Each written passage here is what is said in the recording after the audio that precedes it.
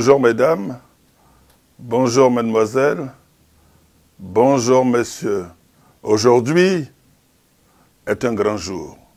Je m'adresse aux milliers de militants, aux millions de militants du RHDP que je voudrais saluer. Alors aujourd'hui, c'est l'investiture de notre champion. Je voudrais d'abord présenter toutes mes félicitations à son Excellence Alassane Ouattara pour sa brillante élection pour son premier mandat de la Troisième République. Il a reçu un suffrage exceptionnel qui est le fruit de sa constante politique et du bonheur partagé qu'il offre aux Ivoiriens. C'est un couronnement que je voudrais saluer.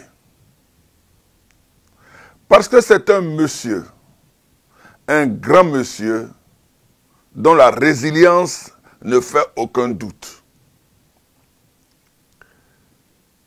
Que n'a-t-il pas vécu? Que n'a-t-il pas enduré? Que n'a-t-il pas subi? D'abord, la mort de son fils,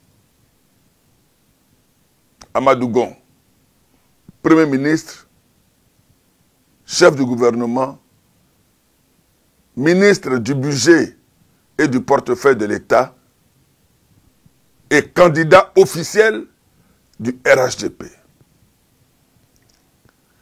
qui le lâche en plein boulot, en plein conseil des ministres. Une épreuve difficile, une épreuve incroyable. Il a subi. Dans la même foulée, son vice-président, le vice-président de la République de Côte d'Ivoire, Daniel Kablan-Duncan, ami trentenaire, le lâche. Un autre coup dur. Un autre coup dur en la personne de son ministre des Affaires étrangères, avec lequel il a fait un grand bout de chemin. Il le lâche. Les critiques fusent de toutes parts. Lui a la réputation solidement implantée, a la réputation solidement établie, se voit vilipendé, traîné dans la boue. Parce qu'à la vérité, il a répondu à l'appel de ses concitoyens. Nonobstant les partisans, les membres du RHDP, toute la Côte d'Ivoire s'est mobilisée pour lui dire: on veut que tu sois le candidat, notre candidat. On veut que tu remplaces, pour ne pas que la Côte d'Ivoire connaisse des affres de sédition, des affres de guerre. Il faut que tu remplaces au pied levé Amadou Gon. À son corps défendant, il a accepté. Je retiens de cet homme, avec un cœur d'amour, avec un cœur apaisé, je retiens de lui le visage impassible.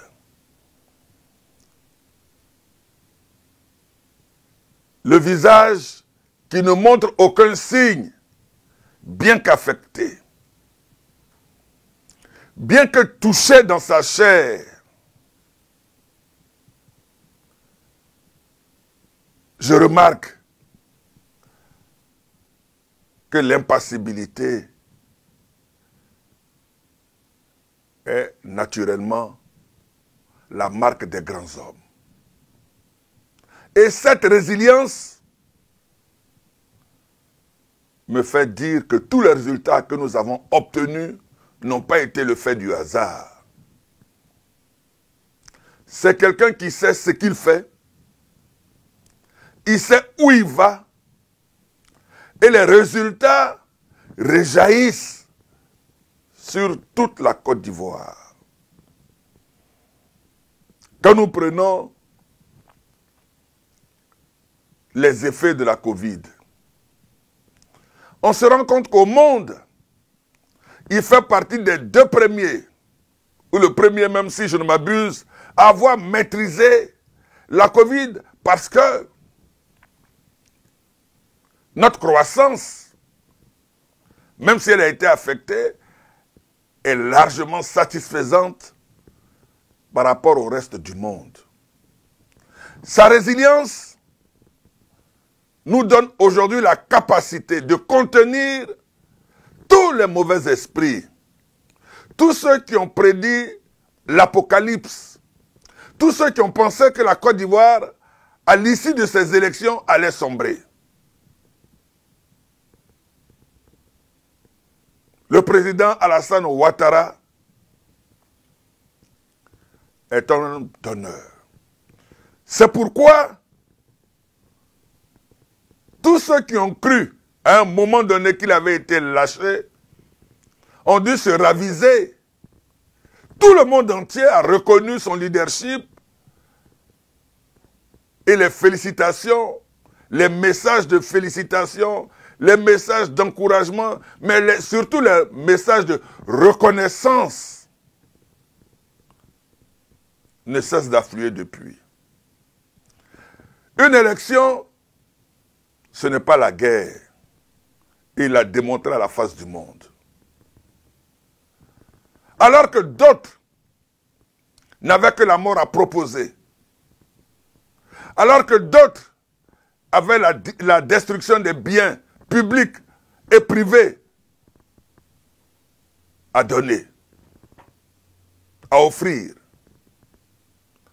Alors que d'autres attendaient sagement chez eux que tout se gâte pour qu'ils viennent occuper le fauteuil présidentiel comme si c'était un jeu. C'est vrai que la politique est un jeu, mais elle a ses règles. Ces règles sont le respect d'abord que nous devons aux électeurs, à la nation entière. Le fait de lâcher les populations dans les rues est une marque d'irrespect vis-à-vis de celles-ci. Et le président Alassane Ouattara l'a compris très tôt. C'est pourquoi aujourd'hui, il va encore décliner sa grandeur en proposant, lors de son investiture, le serment qu'il va faire de lui, parce que la donne change. Le premier président de la Troisième République a prêté serment sur la Constitution en or. Alassane Ouattara nous propose de belles choses. Il a un plan quinquennal qui nous donne d'espérer en une Côte d'Ivoire travailleuse, en une Côte d'Ivoire de paix, en une Côte d'Ivoire de développement, en une Côte d'Ivoire rassemblée autour des valeurs que sont le pardon, le dialogue, la conciliation et la réconciliation. Je souhaite que toute la Côte d'Ivoire, unanimement, dans un élan patriotique, dans un moment de grande messe, marque son adhésion à cette investiture. Nous sommes des Ivoiriens. Nous n'avons pas un autre pays. Notre devoir, c'est d'en être fiers et de le protéger. Je m'appelle Noël Douré, membre du bureau politique du RHDP, ambassadeur du RHDP. Que Dieu bénisse la Côte d'Ivoire et protège ses enfants. Merci.